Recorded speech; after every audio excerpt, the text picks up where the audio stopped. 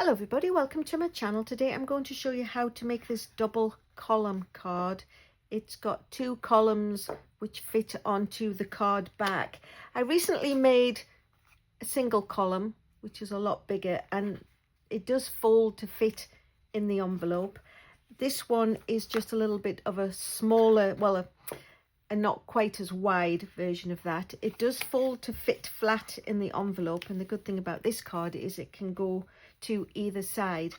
It's using the wonderful Floral Impressions designer series paper. I'll just bring it in. I made a card not so long ago that used this side, and then this one uses this because it's sort of there in 4-inch sections, and the designer series paper for this one is actually only 3 3/4 wide by 5 1/2, so it fitted nicely with the yellow.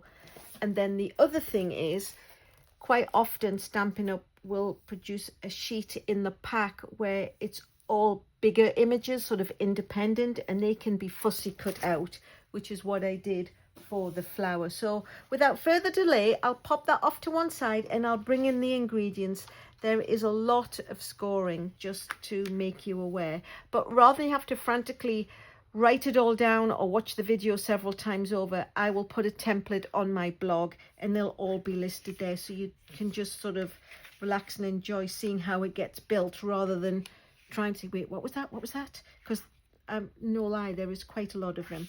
So the foldy bit, the columny bit, is 8 1/4 by 5 1/2, and it's scored at 1/2, 1 1/4, 2, 2 3/4, and then it jumps over to 5 1/2, 6 1/4, 7, 7 3/4, and because we cut the little piece off, the end piece is a 1/2 inch, the same as the other side. So they are all the measurements that make the column part.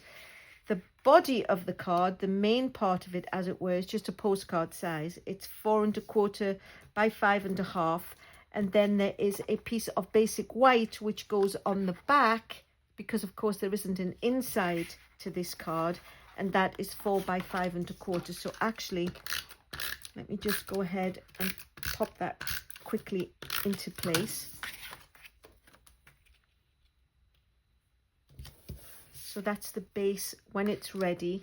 The designer series paper, like I said, was just 4 3/4 wide by 5 1/2, and then there is 5/8 cut off each side which fit into these little panels.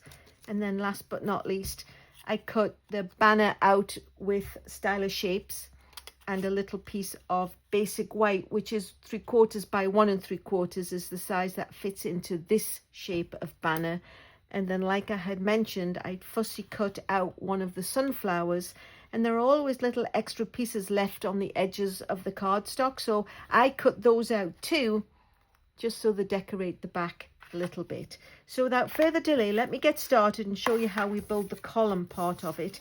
It's not particularly complicated, it's just you have to sort of lean it a few times.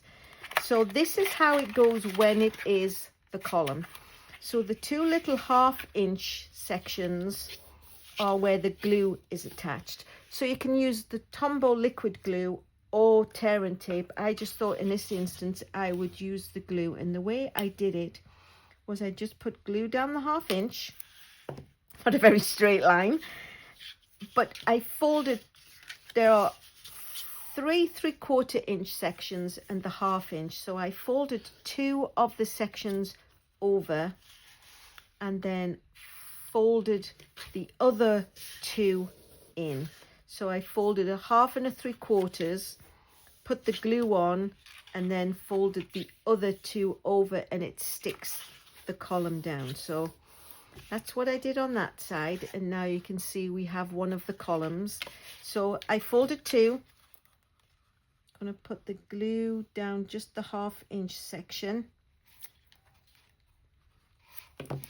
and then there's 2 of them, and fold the other 2 over. So all you see while it's sticking down are the other 2 3/4 inch sections. So let me just get that to set straight. and then you have your 2 columns. And I didn't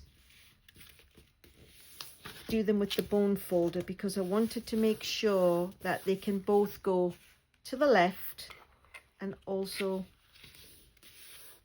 to the right, or actually that was to the right and to the left. But for those of us who know our left from our right, they just need to really be able to fold in, slough off to one side in both directions. So it was easier to be able to manipulate that a little bit without the creases having been folded too tight to begin with. Now that I've done them to the left and the right, I can go ahead and give them a little bit of a crease, and they should stay in the right places. Now the next trick is to get this panel section onto the back, and rather than put the glue on and try and work out where that's going to be, what I'm going to do is I am just going to slough it to the side. So like I say, it will fit that way, and it will also fit the other way when it's all glued down. But I'm a lefty, so I'm going to do mine to the left hand side. So it will go there and then it will stand up. So what we need to do is put glue on the 2 panels that will stick to the card. So we'll make sure it's the right side over, and then we're going to put glue on. Well, look, you can, these are the 2 panels that need to get stuck, so you don't stick glue on the wrong ones. You can even just put a little pencil mark on, because that's going to be attached to the card.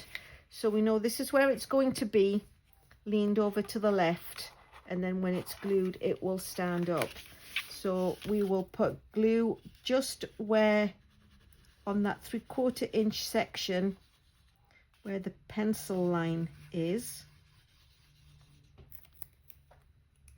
or you can use tear and tape, whichever you prefer, your chosen adhesive. And then what I'm going to do is, that's the way it's going to be, but just so I can sort of see where they need to go, I am going to line it up with the edge and the top and the bottom, and then push it into place. And that's a nice thing about the liquid glue at this stage, it will actually give you a little bit of wiggle room if you wanted to move them around. I think mine's fine. And then when you stand it up, it becomes the panel in the middle. So it was fastened when it was off to the left with the pencil scribble, so you know you're gluing the right column down. And then if you wanted to, it would also lean over to the other side. It only needs to lean to one side to get in the envelope, because hopefully when your recipient gets it, they put it up on their bookcase or their mantel shelf, or wherever they proudly display it, rather than just go, oh yeah, that's nice, and shove it back in the envelope. But there we go. So here I'm going to bring in the designer series paper, and like I say, it's 3 3/4, and I've cut 5/8 off each side because they are going to go on the side panels. I'm just going to bring in my silicone mat, make sure I'm getting these the right way up, because I don't want any adhesive to scooch off. So we'll push the columns out of the way just for a quick second and make sure we get that lined up nicely and evenly, and then push it the other way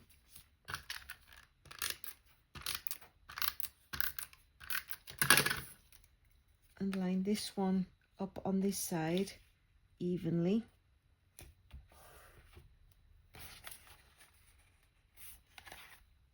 It's got a little bit of overhang, so I'm just going to quickly snip that off, and then make sure we've got it oriented the right way up, and then we can pop this one in the middle.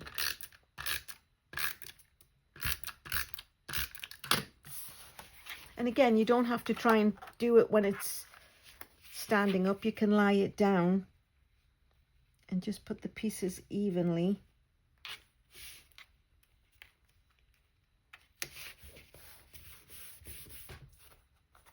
And there we have the main body of the card. So again, just going to bring in my silicone mat and put a little bit of adhesive on the back of these little extra pieces that I cut out when I was fussy cutting the sunflower, just so they can go on the back. That's the nice thing, if it's at the edge of the paper and it's not a full flower, if you're adding it to the edge of a card, even if it's on the inside of a regular card, it just can be used to finish an edge off. And we'll just put a little leaf down at the bottom. And then I am going to bring in the stamp. So I'm using Hello from the Simply Said, one of my favorite stamp sets.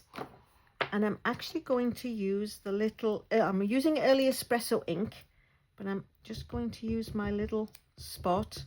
Every so often I like to use one of those in the video just to highlight how great they are. So I'm going to stamp it slightly to the left hand side because the sunflower is going to go more to the right hand side. And like I say, with the spots, although I've got the full set of all the big stamp pads, sometimes it's just nice to get to use the little spots. So a little bit of adhesive on the back of there and put it onto the banner that I cut from the old olive. And then this is just going to get stuck on.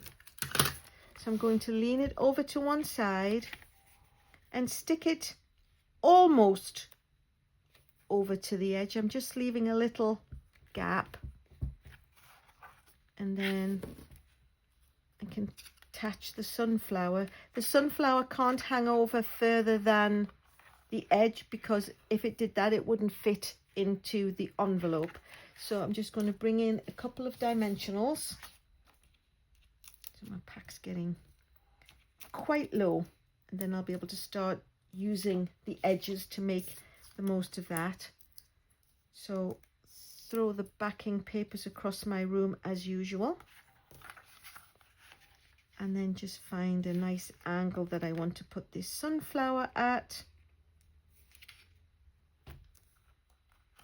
And there you have it. So now we have two the same column card with a double column.